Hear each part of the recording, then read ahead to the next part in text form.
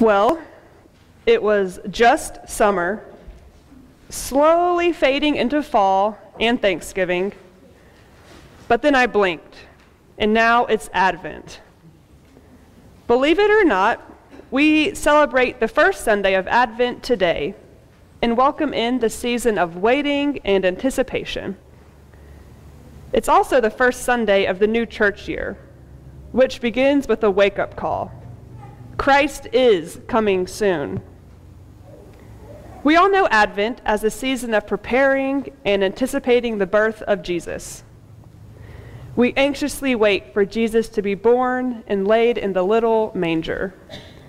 Pictures of stables and wise men and shepherds fill our minds, and we can easily imagine the nativity scene. It's simply what we do during this time of year.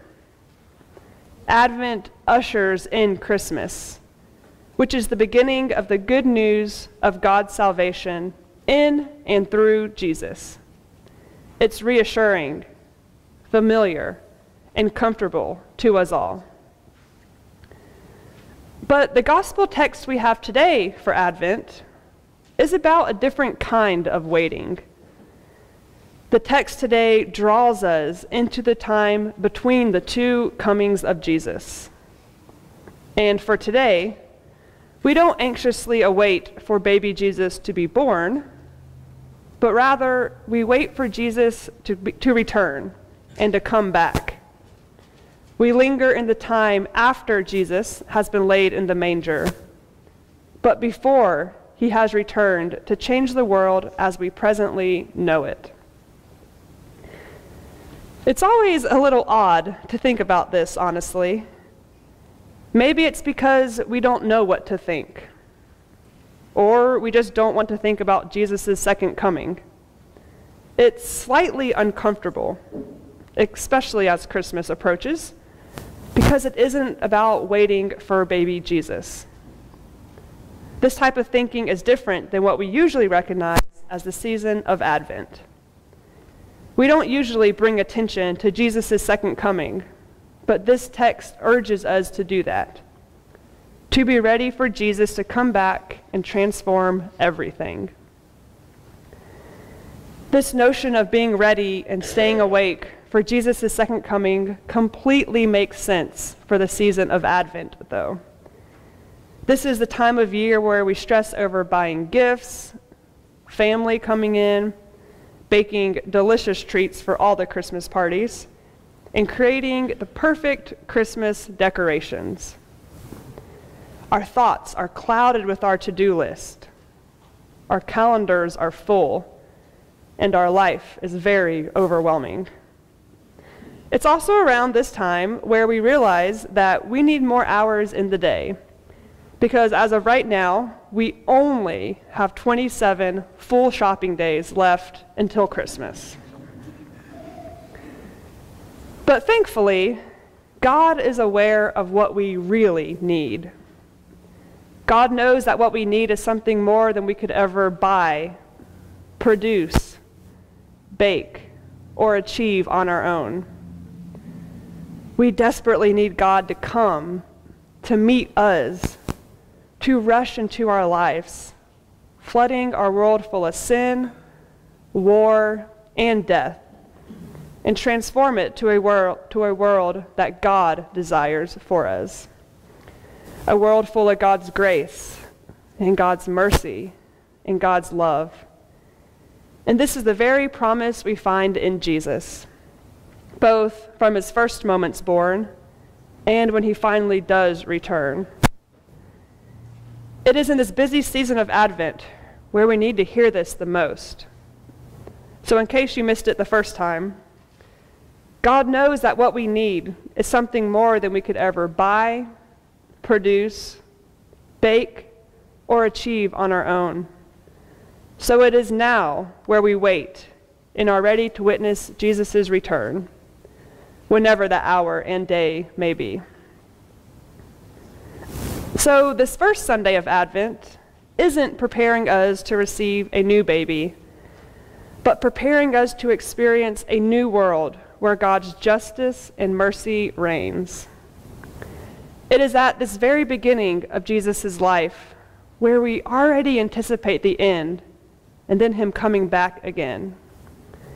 The arrival of Jesus at the final day means the broken world we are used to will transform. In Advent, we are called to ready our lives to receive our disorienting God, who is a God who will shock us and turn things around.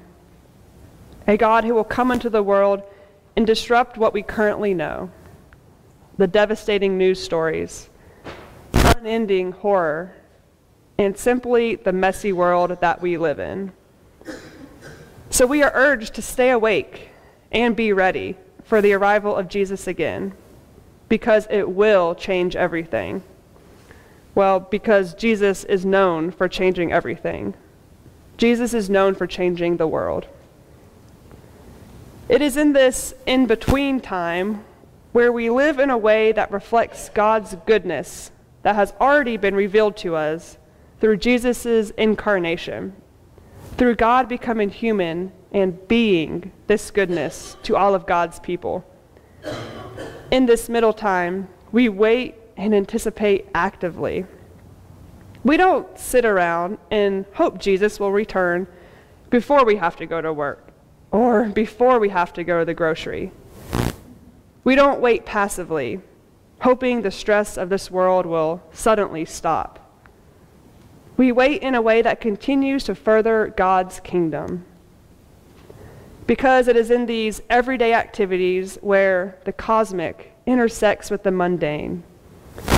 It's in our normal, day-to-day routine where God's goodness floods into the world. And we are to be vessels of that amazing love. In the context of Matthew's gospel today, to be ready is to prepare for the final advent less by doing special things and more just by living a life that Jesus instructed. We do this in our own normal daily activities. It's simply living faithfully. It's bringing the mystery and promise of God's presence in the ordinary routines of life. We can do this through our love, actions, and the way we present ourselves to the world.